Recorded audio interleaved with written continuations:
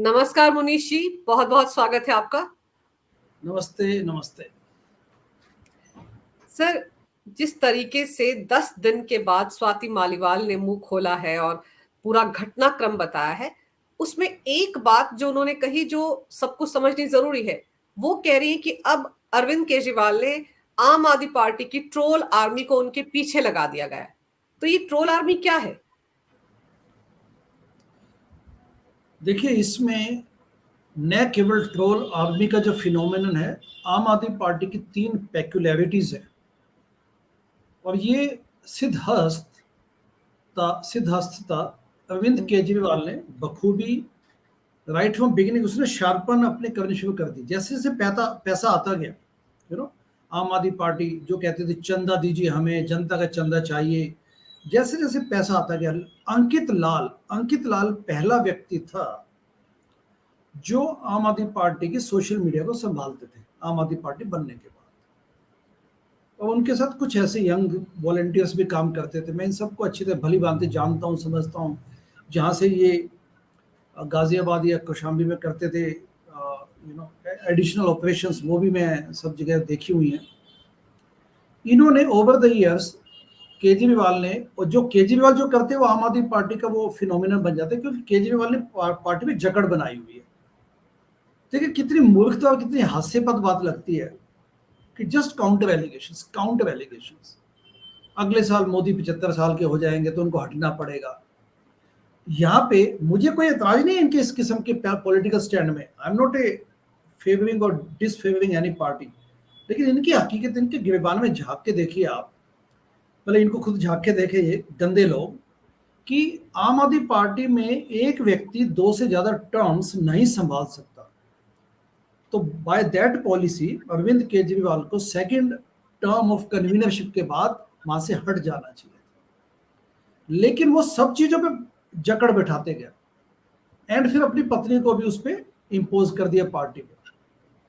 तो 3 चीजें इनकी बड़ी इंपॉर्टेंट है। नंबर 1 कि फेक सर्वेज इनका सबसे पहला एक ईवल, इनका एक करेक्टर था जो दिखने लगा राइट फ्रॉम बिगिनिंग। 40% लोग बोलते हैं शीला दीक्षित करप्ट है, बस इसको पकड़ के फेक सर्वे करवा दिया और ये एक नंबर भी उछाल दिया और उसके बाद उसके पीछे पड़ जाते थे। So number 1 is this kind of fake surveys. Second इनका ये था करेक्टर असैसिनेशन। और थर्ड जो आप बोल रहे हैं आर्मी ऑफ ट्रोल्स, तो करेक्टर असैसिनेशन भी इन्होंने ग्रेजुअली बड़े शुरू में ही करना शुरू कर दिया था। जैसे आप इवन अन्ना आगे आईएससी के टाइम से, तो ये दोनों चीजें मिली हुई हैं। सिलेक्टिव लीक करना इंफॉर्मेशन, फिर उसके बाद करेक्टर असैसिनेशन, क्वेश्चंस रेज कर देना एंड फिर ट्रोल आर्मी लगा देना। अन्ना आंदोलन के समय से ही ये, जैसे शाजिया इल्मी बताती हैं, आप वेब सीरीज ट्रांसपेरेंसी पारदर्शिता में देखेंगे, और विभव का नाम तभी से वहां पे, एक्चुअली हम लोगों ने तो 2019 में ये सारी चीजें उखाड़, मतलब डिग करके मतलब ले आते, क्योंकि मैं ये सिर्फ शाजिया ही नहीं बोल रही हैं विभव के बारे में, कुमार विश्वास भी अलग अलग पॉइंट्स पे अलग अलग इश्यूज की बातें करते हुए मतलब आते हैं कि कैसे Vibhav was the henchman of Arvind Kejriwal during Anna आंदोलन आल्सो। तो अन्ना आंदोलन के समय क्या होता था कि ये सिलेक्टिवली प्रेस को इन्फॉर्म कर देते थे पहले, क्योंकि कोर कमेटी बनी हुई थी। तो शाजिया इसको बड़े बखूबी बताती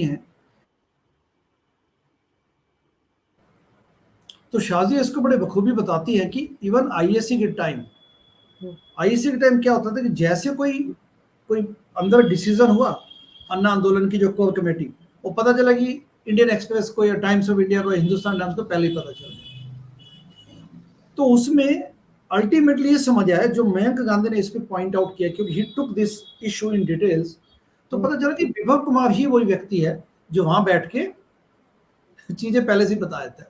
मतलब इस किस्म की सिलेक्टिव इंफॉर्मेशन लीक करना which is to the advantage of Arvind Kejriwal, ये ताकि उसको ये दिखाया जाए। हाँ जी जी प्लीज। आपने पहला पॉइंट रखा ना कि ये लोग, इनकी आदत रही है कि फेक सर्वे करवाना। हाँ, तो ये जितने भी सर्वे होते थे, क्योंकि तो दावा करते थे कि हम लोग सर्वे करवाएंगे एक एक कैंडिडेट का, जब उसको एमएलए का टिकट देंगे या पार्षद का टिकट देंगे, सर्वे होगा उस इलाके में, उस इलाके के लोग बताएंगे कि किसको टिकट मिलना चाहिए। और फिर ये जो नई आबकारी पॉलिसी, इसको लेकर भी एक सर्वे करवाया गया, जो फेक सर्वे जिसको लेकर कोर्ट ने भी कहा, सिसोदिया ने करवाया। तो ये कैंडिडेट्स के नाम पर, इन सब पे नाम पर सिर्फ ये फेक सर्वे होते थे, ये कभी भी लोगों के बीच में नहीं हुए सवाल जवाब। फेक सर्वे होते तो छोटा मोटा सैंपल कर लिया। ये जो सबसे पहला बिजली चंदा सॉरी सत्याग्रह चलाया गया था, ठीक है ना, सीमा नगरी में, सुंदर नगरी में, सीमापुरी में, जो सीमापुरी इलाके में संतोष कोहली के घर पे हुआ था। ये वो संतोष कोहली है जो बाद में जिनकी डेथ हो गई थी। संतोष कोहली का पार्टी बनी थी नवंबर 2012 में, और मार्च 2013 में इन्होंने बिजली सत्याग्रह किया था कि बिजली के बिल देने बंद कर दो।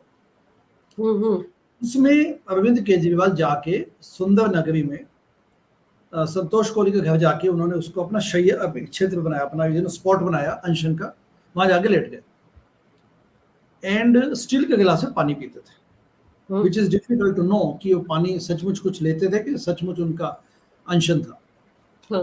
10 लाख इन्होंने बोला था कि 10 लाख हम बिजली के बिल इकट्ठा करेंगे, या 10 लाख प्लेजेस लेंगे कि ये लोग बिजली का बिल नहीं देंगे, and this was not necessary कि उन्होंने 10 लाख इकट्ठे किए, वहां भी इन्होंने मैनिपुलेट किया। एंड करण सिंह बताते हैं कि उनको पूरा विश्वास है कि वो अंदर स्टील के गिलास में कुछ लेते भी थे। करण सिंह जो कि काफी वॉलंटियर एंगेजमेंट में काम किया, तो इस हाँ इनकी पूरी शुरू से इस किस्म की कैरेक्टर या इनका डीएनए इसी किस्म का रहा है। तो coming back to this character assassination, जैसे कुमार विश्वास का अमेठी का लोकसभा कैंपेन खत्म हुआ, उसके बाद उनकी बिगड़ गई, तो कैरेक्टर असैसिनेशन कुमार विश्वास का इन आर्मी ट्रोल आम आदमी पार्टी ने बेधड़क होकर शुरू कर दिया। And this was very significant, क्योंकि पहला एक फीमेल को लेकर कैरेक्टर असैसिनेशन था, जिन पे लांछन लगाए गए कि आपका किसी के साथ अफेयर है, इस किस्म का। And they did it very मतलब खुद काफी निर्लज्जता के साथ आम आदमी पार्टी ने किया। और ये तभी जब ये एस्टेब्लिश भी नहीं हुई थी, आम आदमी पार्टी सत्ता में भी नहीं आई थी ठीक ढंग से। तो ये इनकी कहानियां है। स्वाति मालीवाल का एग्जाम्पल जो है, ये तो बाद में आएंगे। शाजिया इल्मी जब आरके पुरम से चुनाव हारी, पहला जो चुनाव हुआ था जो आम आदमी पार्टी ने दिल्ली विधानसभा कॉन्टेस्ट किया था, उसमें 28 सीटें मिली थी, उसमें आरके पुरम से इनको फील्ड किया गया था, शाजिया इल्मी को, विच शी लॉस्ट। तो जब लोकसभा के चुनाव हुए तो उनको गाजियाबाद के लिए पुश किया गया कि आप गाजियाबाद से लड़ो। उन्होंने कहा कि मैं तो नई दिल्ली से लड़ना चाहूंगी, क्योंकि मैं आरके पुरम की में भी विधानसभा है, and RK Puram Vidhan Sabha comes under New Delhi Lok Sabha constituency. तो इनको 2-3 दिन पहले पुश करके, इलेक्शन से 2-3 दिन पहले इनको वहां से फील्ड किया गया। तो न केवल आरके पुरम में इनको तंग किया गया, लोकसभा जो गाजियाबाद का इलेक्शन हो उसमें इनके पीछे खूब ट्रोल आर्मी लगाई गई, प्लस वहां पे उनके कैंपेन को ऑन द ग्राउंड आल्सो उनको सैबोटाज किया गया अंदर के लोगों ने, आम आदमी पार्टी के लोगों ने। ये सब Shazia Ilmi is explaining, I am not speaking on her behalf, she is on record stating all this facts in details in transparency पारदर्शिता। कैरेक्टर असैसिनेशन के अलावा उन पे लांछन लगाए गए, उनके कैंपेन को अंडरमाइन किया गया, अंदर खाते उल्टा सीधा, क्योंकि वो गाजियाबाद में she was a Muslim candidate, तो ये टेंपल में भी चली गई, जैसे उन्होंने बताया। वो कहते I am pretty secular in mind, तो मुझे कोई टेंपल में जाने में भी दिक्कत नहीं है मस्जिद के अलावा। तो वहां पे उनकी इंटीग्रिटी को वहां पे दूसरे ढंग से बताया गया वहां पे। तो ये सब मनीष सिसोदिया ने अपना लगाए हुए थे। जब शाजिया इल्मी आईएसी में थी, तो आईएसी के टाइम कैसे मनीष सिसोदिया उनको मीटिंग में न आने के लिए प्रिवेंट करने के लिए बाहर से दरवाजा अंदर से लॉक कर देता था। मीटिंग प्लेस तो टिपिकली उन दोनों घरों में मीटिंग होती थी, कभी अरविंद के घर पे होगी, कभी किसी के, तो अंदर से जिसको कहते हैं कि अंदर से लॉक इन कर दिया ताकि वो आ ना पाए। फिर वो डेस्परेटली बाहर खड़ी होकर फोन करेंगी, गिड़गिड़ाएंगी, किसी न किसी को, मतलब हैरेसमेंट, तंग करना, because she was kind of established person that point, and Manish का कोई वो था नहीं वजूद उस वक्त। तो कहने को ये इस किस्म की हीन भावना ग्रसित इनकी मेंटेलिटी रही है। तो ऐसे लोग जब भी अपने आप को इनसिक्योर या वल्नरेबल फील करेंगे, वो क्या करते हैं, दे रिटॉर्ट इन बैड वे, क्योंकि उनका सेल्फ स्टीम या उनमें वो बड़प्पन तो होता नहीं है। तो इस ढंग से उसको तंग किया गया। मधु Bhaduri was the first female person of national executive member to quit in protest, saying that यहाँ पे वुमेन की कोई वो नहीं है। क्योंकि women respect, women esteem and troll आग में लगाने, all these are ultimately linked to each other, all these things. तो स्वाति मालीवाल का जो केस है, it is nothing surprising. And वो तो उन्होंने ये भी बोला है कि मैं तो नार्को टेस्ट देने को तैयार हूं। और वैसे भी एक बात सोचने की बात है यहाँ पे, स्वाति मालीवाल को भी पता है कि सीसीटीवी कैमरा लगे थे। कोई बेबुनियादी एफआईआर में बेबुनियादी डिटेल्स कैसे दे सकता है? जो ये क्लेम करता है उसको ऐसी जगह पीटा गया है या वायलेंस हुई है जहां पे सीसीटीवी कैमरास लगे, तो आप बेबुनियादी या उसको एम्पलीफाई करके उस कंप्लेंट को कैसे लिख सकते हैं? ये सोचने वाली बात है। लेकिन उसके पीछे पड़ गए उसको डिस्क्रेडिट करने की। पूरी आर्मी पीछे पड़ी हुई है, खासकर जो ये फीमेल एमएलए है Sarita Singh, it's just beyond. And उसको तू भी आ जाते हैं, ये सोशल मीडिया में तू पे बड़ी जल्दी आते हैं। दे सो इनसिक्योर कि अब सरिता सिंह उसको तू कह के she is addressing on the social media Swati Maliwal को। यस, जहां इनको जरूरत पड़ती है। अच्छा, दुर्गेश पाठक, बाकी कई लोगों ने तो ऐसे किए ही हुए हैं कई किस्म के धंधे, जहां भी आवश्यकता पड़ती है ये यंग टर्क्स को ले आते हैं without any shame, they just indulge in all this kind of things. Punjab election में भी ऐसे हुआ था, 2017 में जो पंजाब इलेक्शन हुआ था, ग्राउंड पे भी इन्होंने काफी कुछ ऐसा किया जो मीडिया में इस वक्त है, खुद आप देख सकते हैं, you can verify with the details कि कैसे वहां पे यंग से लड़के गए दिल्ली दरबार से, और वहां जाके किस प्रकार से इन्होंने वो सब किया जो कि करने मतलब एक पॉलिटिकल पार्टी के जो लोगों को नहीं करना चाहिए। पैसे वैसे का मामला, ऑल दिस काइंड ऑफ अश्लील हरकतें करना वहाँ पे, एंड पैसों वैसों के अलावा जस्ट फेवर्स लेना, क्योंकि कुछ देखा तो था नहीं इन लोगों ने कभी। पर सर जी, आतिशी सिंह भी अब देखिए कि घटना के 6 दिन के बाद आती हैं और सीधे बोलती हैं कि तो षड्यंत्र था, और उन्होंने तो सीधे सीधे स्वाति मालीवाल को बीजेपी का एजेंट बता दिया। मतलब 6 दिन में बदल गई वो शख्स जो कि 2005-6 से अरविंद केजरीवाल के साथ थी।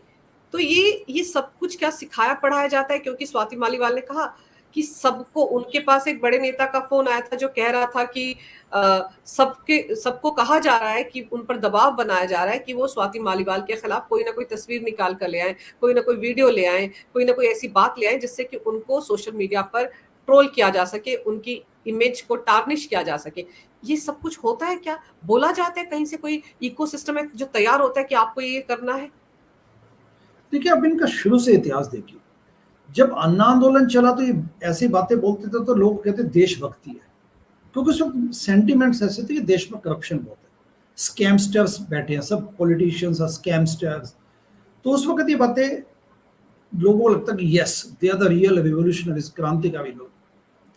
लेकिन जब इन पे आने लगी, अभी तो छोड़िए, अब तो 13 साल हो चुके हैं इनको सत्ता सुख भोगने में। इनके पहले से आप देखिए, इतना इनके डाइकोटमी थी, अनार्किस्ट इनकी नेचर थी, और इतनी उद्दंडता और बेशर्मी कि मयंक गांधी जैसे एक्सप्लेन करते हैं वेब सीरीज में। मयंक गांधी को उन्होंने बोला, अरविंद केजरीवाल ने, कि मुझे पढ़े लिखे लोग नहीं चाहिए, मुझे सिर्फ ऐसे लोग चाहिए जो वंदे मातरम, भारत माता की जय बोल सके। तो ये निठल्लापंथी जो है ना कि ठीक है, बस मैं किसी न किसी प्रकार से इनके सेंटिमेंट्स को कैपिटलाइज कर लूं, ये ट्रेड उसी शुरू से। इसलिए ऐसे लोगों को जब उनका मकसद हल नहीं होता तो ये बड़े उस पे आ जाते, उद्दंडता पे आ जाते, बेशर्मी पे आ जाते, वायलेंस पे आ जाते। अच्छा, 2015 में आपको 67 सीटों के साथ भरपूर आपको समर्थन मिला, तब भी ये अपने इमीडिएट अपने लेवल पे आ गए। कापासेड़ा में मीटिंग बुलाई, 2-3 व्यक्तियों को निकालना था, निकाल लो, वैसे निकाल लो, लेकिन वहां पे बाउंसर्स बुला लिए, ठीक है ना, तो बाउंसर्स बुला लिए। अवाम को देखिए, आप अवाम, Karan Singh is one of the most well known core volunteers of Aam Aadmi party. Sir, एक तो आप हिंदी में बोलेंगे ज्यादा से ज्यादा, जी, और दूसरा अवाम क्या है ये बता दीजिए मेरे दर्शकों को। जी, तो करण सिंह आम आदमी पार्टी के उन प्रसिद्ध वॉलंटियर्स में से एक हैं जो पार्टी में शुरू से जुड़े, और उन्होंने कहा था कि अरविंद, मैं आपको देश में भ्रष्टाचार मिटाने के लिए झाड़ू वाला काम करूंगा। तब झाड़ू सिंबल मिला भी नहीं था वैसे, तो उनकी प्रोफेसी उस वक्त साबित हुई कि जब उनको झाड़ू का सिंबल मिला पार्टी को। तो अरविंद केजरीवाल की हरकतों से वो इतना डिसमे हो चुके थे, इतने निराश हो चुके थे कि बनारस में जो 2014 का इलेक्शन लड़ा गया लोकसभा का, जिसमें अरविंद केजरीवाल उस वक्त नरेंद्र मोदी जी के खिलाफ चुनाव लड़े थे, तो मैं भी वहाँ गया हुआ था, एंड बनारस में करण सिंह भी वहाँ पे थे 1.5 महीने से कैंपेन हेल्प करने के लिए। तो वहाँ पे वो तब तक काफ़ी डिसइल्यूजन, काफ़ी आहत हो चुके थे। तो उन्होंने मुझे एक चिट्ठी दिखाई कि देखो मुनीश भाई, मैं ये चिट्ठी हम बना चुके हैं और हम आवाम की तरफ से चिट्ठी रिलीज करेंगे, इलेक्शन का नतीजा आने दीजिए, ताकि कोई हम पे ये मत कहे कि हमारी मंशा आपको नुकसान पहुंचाना था। जून में जैसे नतीजे आए, मई या जून में, तो उसके बाद उन्होंने चिट्ठी रिलीज की आवाम प्लेटफॉर्म से। आवाम इन्होंने बनाया आम आदमी पार्टी वॉलंटियर एक्शन मंच, समथिंग लाइक दैट, AVAM, आवाम। उन्होंने, उनकी एक ही अपील थी, एक ही पिच थी कि जिन सिद्धांतों पे आम आदमी पार्टी बनी है, यानी कि स्वराज का प्रिंसिपल, कि लोगों को सीटें देना, टिकटें देना, ये सब वॉलंटियर्स या पार्टी के मेंबर्स डिसाइड करें या जनता डिसाइड करे।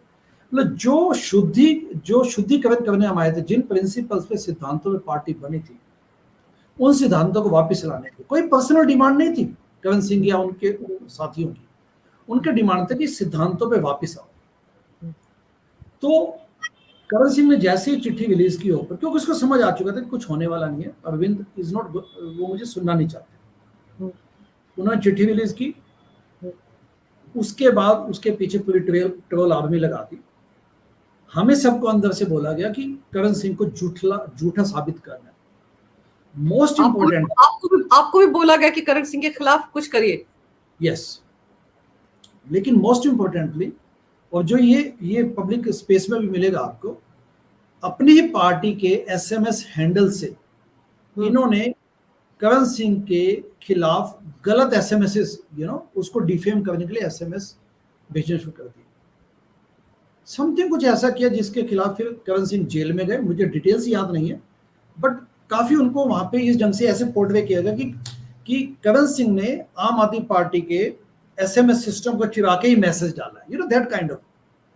तो ये तो लोगों को भी पसंद नहीं आना था। मतलब इस ढंग की हवा बनाई ताकि कह सके देखो करण सिंह तो इस किस्म का गंदा आदमी है, दैट काइंड ऑफ। तो ये फिर करण सिंह ने पुलिस केस भी किया था कि मेरे खिलाफ गलत वो किया गया है। वो उसका नतीजे तो अब देखिए क्या निकले, मुझे याद नहीं है, बट इन्होंने करण सिंह को मतलब इस ढंग से उसको जलील करने की कोशिश की ताकि वो कहीं का ना रहे। अच्छा, शाजी अहमद को मैंने आपको बताया, उसके अलावा कुमार विश्वास का कैरेक्टर असैसिनेशन और पूरी पीछे पड़ जाते हैं आप कुछ भी। अभी तो खैर कुमार विश्वास kind of he is not too much of interested in आम आदमी पार्टी, बट जब वो पीक पे, जब आम आदमी पार्टी को लाइक काफी विरोध करते थे, तो उनको काफी वहां पे पूरी आर्मी उनके पीछे पड़ जाती थी। इसी प्रकार से मयंक गांधी का एक्सपीरियंस है। इसी प्रकार से कोई छोटा मोटा या कोई बड़ा व्यक्ति जो भी गया, ठीक है ना, उसको इन्होंने भरपूर इस्तेमाल किया। जनता के दिए गए चंदे से ये देश निर्माण करने की बजाय जो ये कहने आए थे कि निकलो बाहर मकानों से, जंग लड़ो बेईमानों से, बाकी पार्टियों की बात छोड़िए, ये लोग जनता का दिया हुआ चंदा और बेकार की हरकतों में स्पेंड करना, ये इस किस्म का इनकी हरकत है। ये मैं कहना चाहता हूँ। सर, अभी जो स्वाति मालीवाला वाला मामला है, उसके चलते तो ये सब बातें सामने आ रही हैं कि कैसे ट्रोलर्स को पीछे लगाया जाता है, कैसे किसी को बदनाम किया जाता है, और अरविंद केजरीवाल पूरी तरह से खामोश है। लेकिन एक शख्स जिसने शुरू में हिम्मत दिखाई, मैं यही कहूंगी, 31 घंटे के बाद संजय सिंह ही थे जो सामने आए, जिन्होंने कहा कि हाँ, स्वाति मालीवाल के साथ अरविंद केजरीवाल के घर में मार पिटाई हुई, केजरीवाल ने संज्ञान लिया है, विभव कुमार के खिलाफ कार्रवाई होगी। अब वो चुप क्यों है? जो बयान उन्होंने तब दिया था, उस बयान पर अब वो कायम ही नहीं है। अब तो उल्टी भाषा बोल रहे हैं। लखनऊ में अरविंद केजरीवाल के साथ नजर आए, उसके बाद जो प्रेस कॉन्फ्रेंस की उस पर भी मोदी सरकार पर बरसे। तो क्या संजय सिंह को भी इस ट्रोल आर्मी से डर लगता है, या उनके भी कुछ ऐसे राज अरविंद केजरीवाल के पास है जिसके चलते उनकी बोलती बंद करवाई गई है? पहले तो यह है कि संजय सिंह और अरविंद केजरीवाल के गोरख धंधे आपस में जुड़े हुए हैं। ये राजदान है एक दूसरे के, ठीक है, इसमें तो कोई शक नहीं। अब जब ये पॉलिटिकल पार्टी जो कि अपना नैतिक ग्राउंड, नैतिक जमीन तो ये 2015 में खो चुके थे, 14-15 में। अब जब ये डिक्लाइन की तरफ जाने लगा है, पार्टी का अध्याय जो चैप्टर है, ठीक है, तो इस वक्त कुछ स्टेक होल्डर्स आ गए हैं जो चाहते हैं कि इस सत्ता को मैं संभाल लूं। वैसे सिंकिंग बोट है, डूबती नैया है, बट क्योंकि जो बैठे हैं जिनको लगता है कि हमने कुछ खाया पिया है, इसको बनाया, अपना कैरियर बनाया, तो उनको लगता है कि इसको कम से कम मैं इसका उत्तराधिकारी बनूं, जिसमें अरविंद केजरीवाल है और उनकी पत्नी, जो कि मोस्ट अनफॉर्चुनेट एस्पेक्ट है पार्टी का, कि जो परिवारवाद खत्म करने आए थे वो परिवारवाद की परिभाषा को आगे बढ़ाने में लगे। नंबर वन, संजय सिंह अपने आप को सोचते कि मैं कुछ ना कुछ यहाँ से हासिल कर लूँ, क्योंकि ये तो जेल में जाएंगे। आपके अरविंद केजरीवाल तो जेल में जाने वाले हैं, वो तो अंतरिम बेल पे हैं इस वक्त, 2 जून के बाद वो निकलने वाले हैं, क्योंकि मनीष सिसोदिया को लगातार जमानत मिलने से कोर्ट्स ने मना किया। बिल्कुल। के कविता को नहीं मिली, कई अधिकारी जेल में हैं या उनको पकड़ा गया, तो मामला बड़ा संगीन है शराब घोटाले का, तो इनको बेल नहीं मिली। आतिशी खुद सोचती हैं कि शायद मैं सीएम बन जाऊं, तो इनके स्टेक होल्डर्स है। तो संजय सिंह ने उसका फायदा उठाते हुए एक इंडिपेंडेंट अपना प्रेस कॉन्फ्रेंस कर दी, जिसमें उन्होंने कहा कि अरविंद केजरीवाल ने इसको बड़े सीरियसली लिया। इनफैक्ट उन्होंने इस बात को प्रूव कर दिया कि स्वाति मालीवाल के साथ वायलेंस हुई है, विच इज गुड। बाद में उनको बैठाया गया कि या तो ये पंगे लेने बंद कर दो, नहीं तो हम तुम्हें भी देख लेंगे। तो ये भानुमति का कुनबा है, कहीं की ईंट कहीं का रोड़ा। बेसिकली एक ही थैली की चट्टे बट्टे अलग अलग किस्म के हैं, अपने अपने एम्बिशंस पाले बैठे हैं, ठीक है ना। आप आतिशी को देख लीजिए, आतिशी मार्लेना, मार्क्सिस्ट और लेनिन से इनका संबंध है, इनके नाम का, इनके इनकी आइडियोलॉजी। तो उस किस्म के जो लोग हैं ये अब इस वक्त नाटकबाजी, परपंच। आप अरविंद केजरीवाल को देखिए, जो देश बदलने के लिए आए थे, मैं भी अन्ना तू भी अन्ना, अब तो सारा देश है अन्ना। उनकी हरकतें देखिए, उनको किसी ने कहा था कि अपने माँ बाप को लेकर धूप में चलिए, आप अपने माँ बाप पे भी पॉलिटिक्स करने लग गए। आप बताइए, कहीं का नहीं छोड़ा। क्योंकि मुझे इस बात का दुख होता है जब भी मैं इस किस्म की बातें बोलता हूँ। पॉइंट ये कि आज का युवा, आज की जो देश, इतना बड़ा अपना देश है, इतनी बड़ी एक विरासत है अपने देश में, दुनिया की सबसे बड़ी डेमोक्रेसी है ये इस वक्त, सबसे बड़ी एक जीती जागती लोकतंत्र है। तो जब आप लोकतंत्र तांत्रिक मूल्यों के साथ खिलवाड़ करते हैं, तमाशे में तमाशा करते हैं, rather than working by partisan की, चलो दो पक्ष सत्ता विपक्ष मिलकर काम करें देश के निर्माण के लिए, ये क्या एग्जाम्पल सेट करें दुनिया के सामने और देश के सामने। आज के देश का युवा क्या सीख लेगा कि पॉलिटिक्स करनी है तो इस ढंग के तमाशे किए जाए, या पॉलिसी पे काम करके, राज्य की नीति, राजनीति का मतलब राज्य की नीति, नीतियां बनाने में आप काम लगाइए, अपना दिमाग लगाइए, अपने रिसोर्सेज, अपने एफर्ट्स, टाइम, लेकिन ये लगे पड़े उल्टी सीधे हफ्ते करने। पर ये जो सिसोदिया वाला मामला है सर, सिसोदिया 15 महीने से तिहाड़ जेल में बंद है, उनको तो जमानत ही नहीं मिल पा रही है। मतलब अपने लिए तो केजरीवाल ने खूब मशक्कत कर ली, सबसे बड़े लॉयर की सेवाओं का फायदा उठाया और उनको ये इनके इन प्रकार अंतरिम जमानत मिल गई। उसको लेकर लगातार कंट्रोवर्सी चल रही है, गृह मंत्री तक ने कह दिया कि स्पेशल ट्रीटमेंट मिला उनको सुप्रीम कोर्ट में। लेकिन सिसोदिया का जेल में रहना अरविंद केजरीवाल के लिए फायदेमंद सौदा है, क्योंकि एक लोगों का ख्याल ये भी है कि जानबूझ के सिसोदिया के लिए जोर नहीं लगाया अरविंद केजरीवाल ने। ये स्वाति मालीवाल ने भी अपने ट्वीट में कहा कि जितना जोर अरविंद केजरीवाल विभव कुमार के लिए लगा रहे हैं, उतना जोर अगर सिसोदिया के लिए लगाते तो सिसोदिया बाहर होते, और ये दिन जो स्वाति मालीवाल को देखना पड़ा है मार पिटाई वाला, ये भी ना देखना पड़ता। तो क्या सच में ये माना जाए कि सिसोदिया को बाहर निकालने के लिए केजरीवाल ने ज्यादा मशक्कत नहीं की?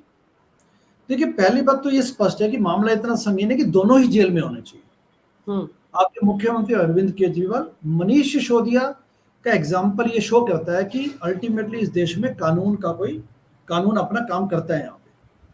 क्योंकि ये कोई पॉलिटिकल मामला तो है नहीं, चलो बेल दे दी कभी नहीं दी, लीगल प्रोसेसेस है।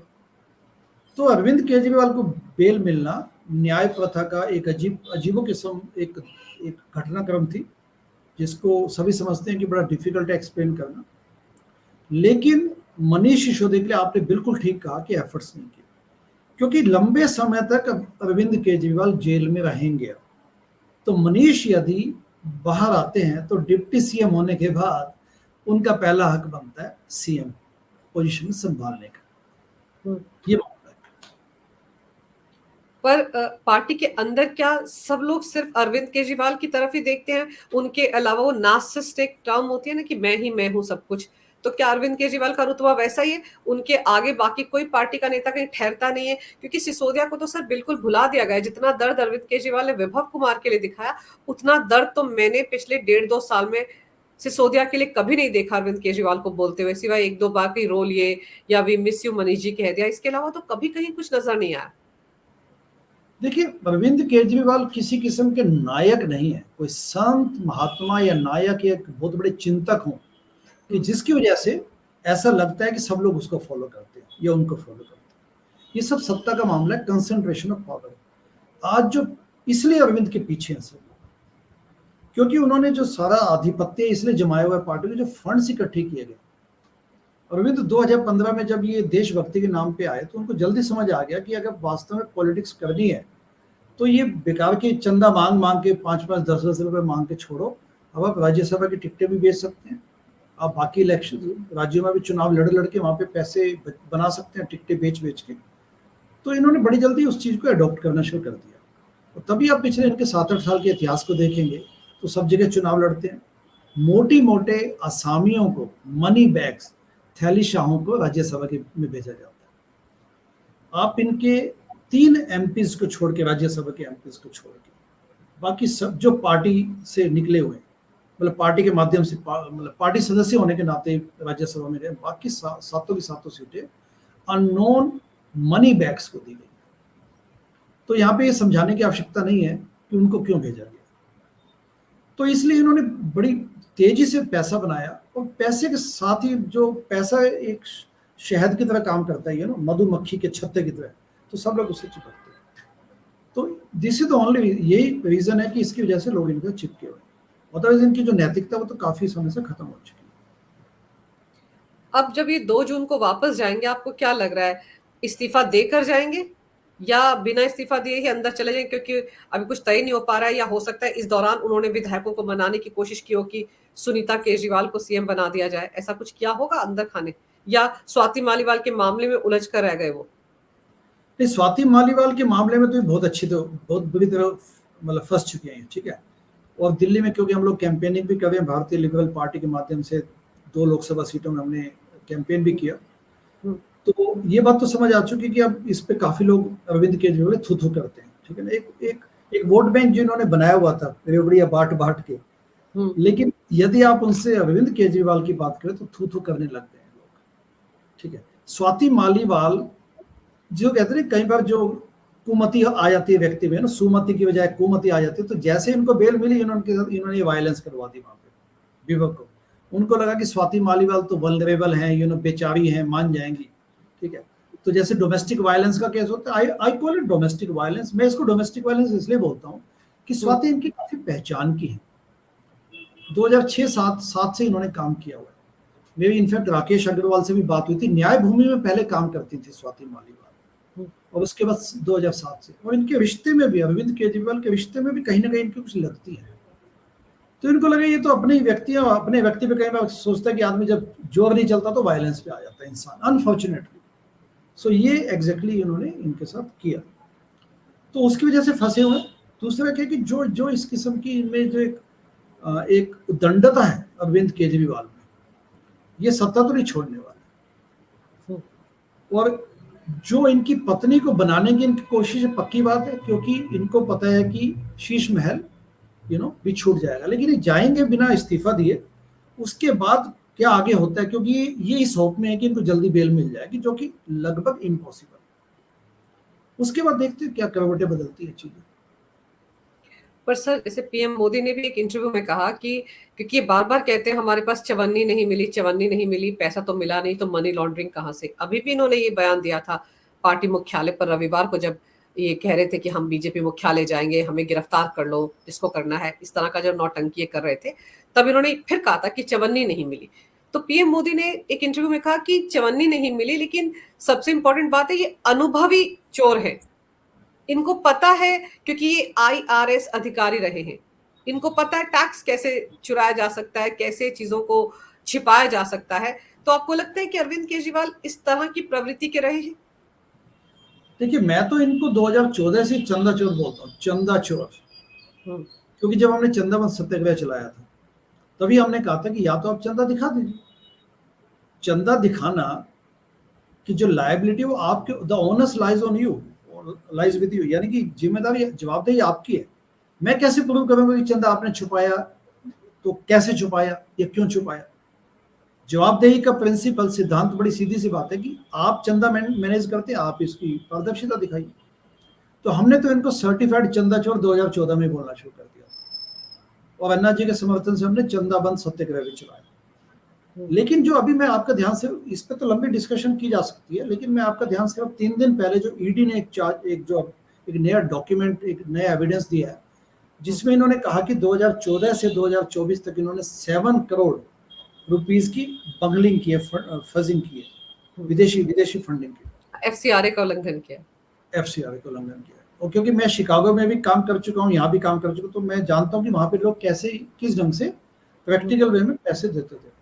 लेकिन मोस्ट इंपॉर्टेंट पॉइंट उसमें जो निकल के आया है वो ये है कि पंकज गुप्ता, ये as per ED records, as per ED statement, ये मेरी अपनी स्टेटमेंट नहीं है जी। जो सबसे ट्रबलिंग पॉइंट है, जो एक मतलब एक दुख की बात है, वो ये है जो जनता, मतलब विश्वासघात हुआ जनता के साथ, कि पंकज गुप्ता जो महासचिव है पार्टी के, उन्होंने कहा ईडी के हिसाब से, उन्होंने माना कि उन्होंने डोनेशन तो फॉरेन नेशनल से ली है, लेकिन अपने अकाउंट बुक्स में पार्टी के भई खातों में उनके नाम बदल के लिखे गए, यानी कि उस सूचना को छुपाया गया। ये बड़ा सीरियस एलिगेशन है। इसका मतलब ये नहीं कि आपने 7 करोड़ की गड़बड़ की कि 70 करोड़ की। पॉइंट ये कि आपने बंगलिंग की है, फजिंग की है। एंड सबसे इंपॉर्टेंट बात ये कि मैं तो इसको कहता हूँ, ये जो टिप ऑफ द आइसबर्ग, ये सिर्फ एक झांकी है, छोटा सा टुकड़ा है जो आपको दिखा। अगर आप इनकी पूरी फंडिंग, एनआईए की इन्वेस्टिगेशन बैठाएं, खालिस्तान के समर्थकों से कितना पैसा आया, कनाडा से कितना पैसा आया, यूएसए से कितना आया, तो सब चीजें डिटेल्स में जाएंगे तो आपको बहुत बड़े खुलासे मिलने वाले हैं। तो ये जो 7 करोड़ 8 लाख की बात है सर, जिसको लेकर गृह मंत्रालय को ईडी ने डॉक्यूमेंट दिया है, तो ये उस 133 करोड़ का ही छोटा सा हिस्सा है। वो 133 करोड़ जिसका दावा किया था पन्नू ने कि अरविंद केजरीवाल को 2014 से 2022 तक इतने पैसे अलग अलग देशों में रहने वाले खालिस्तानियों से मिले, ये उसका एक छोटा हिस्सा है।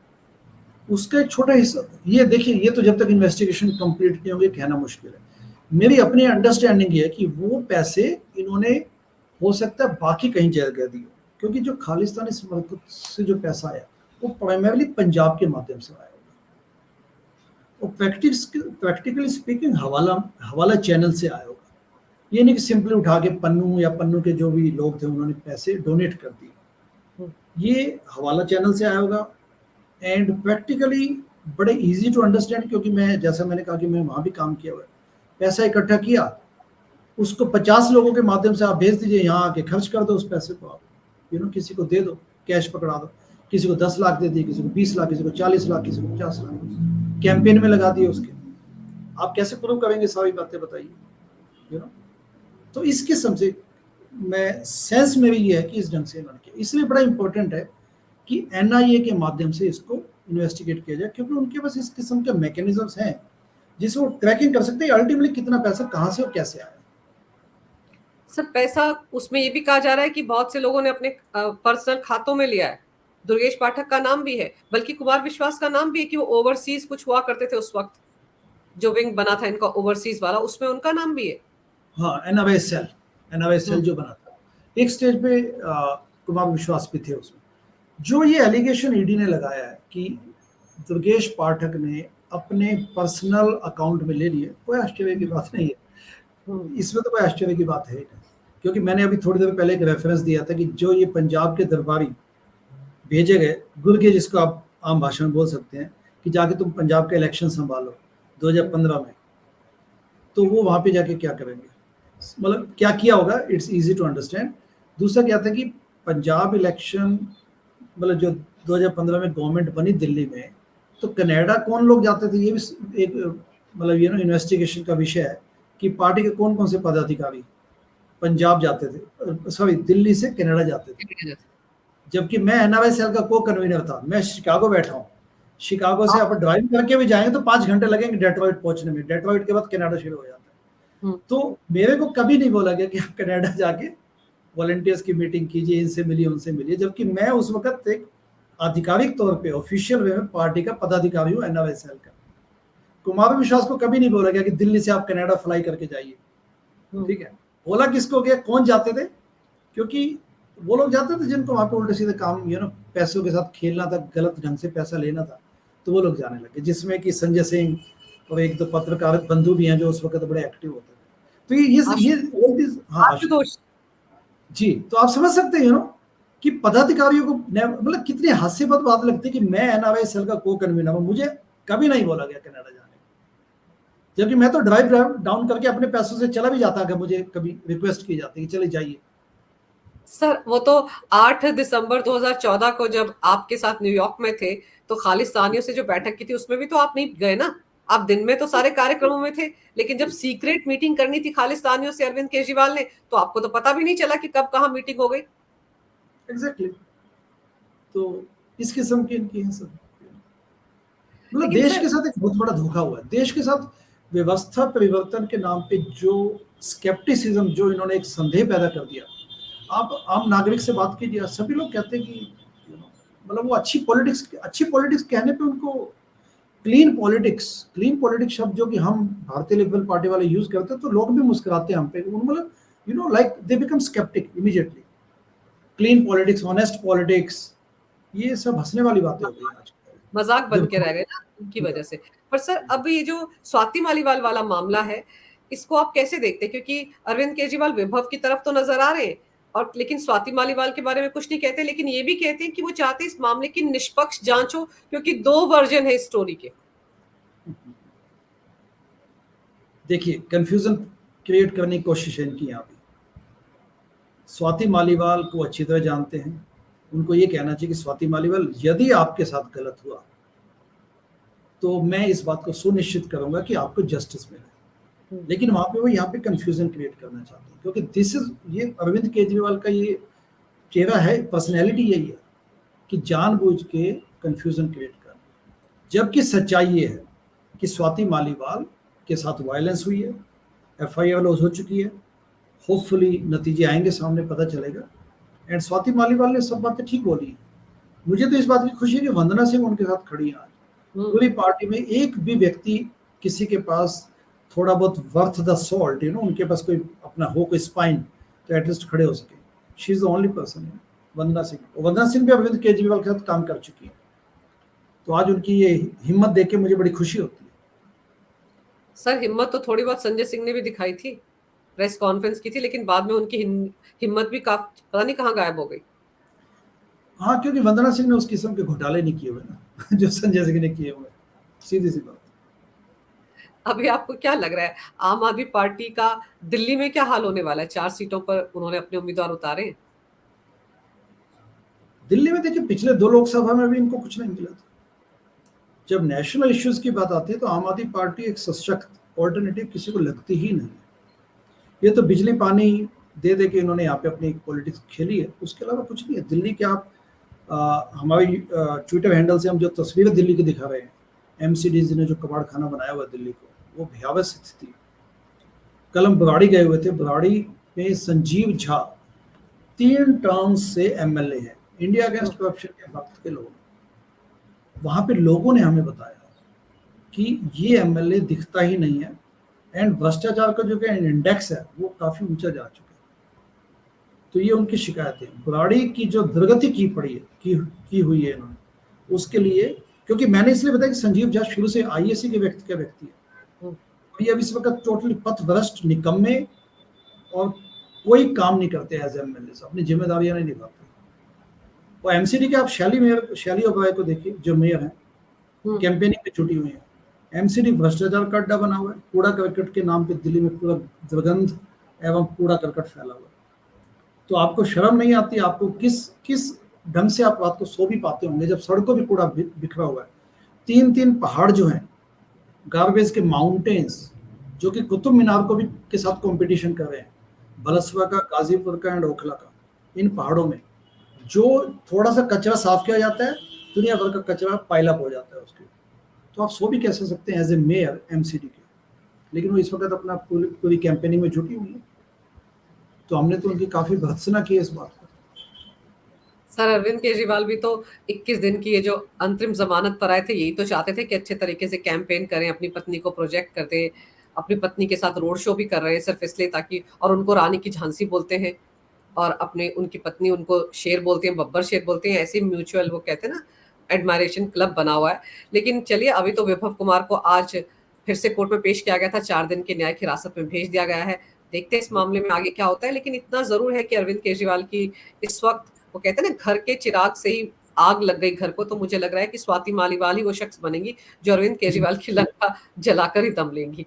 आपने सर समय निकाला इस विषय पर विस्तार से चर्चा करने के लिए, आपका बहुत बहुत धन्यवाद। नमस्कार। Thank you very much.